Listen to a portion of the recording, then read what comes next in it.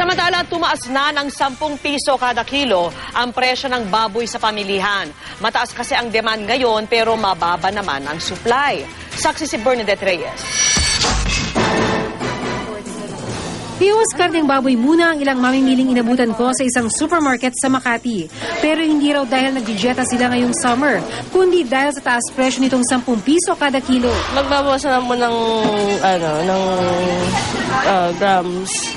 Kung dati 1 kilo. Mga 3/4 na lang po or kalahati. Ganun. Gulay na lang tapos ang guhit na baboy.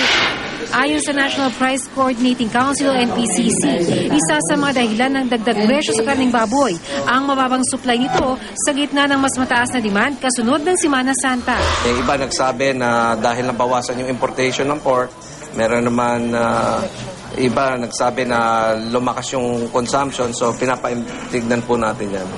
Sa kabila ng mababang supply ng baboy ngayon, ayon sa Department of Agriculture, hindi raw nila luluwagan ng pagpasok ng imported na baboy sa bansa para na rin sa kaligtasan ng mga consumer.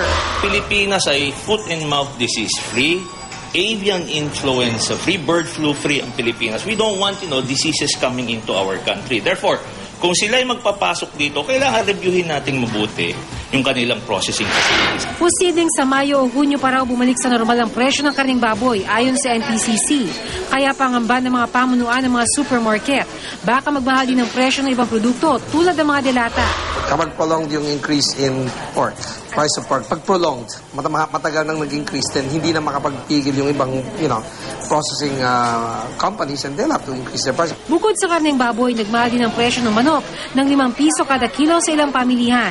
May na-monitor din pagtaas ng presyo ng gatas at noodles ang DTI sa mga supermarket. Inflation po natin 3.2% last year.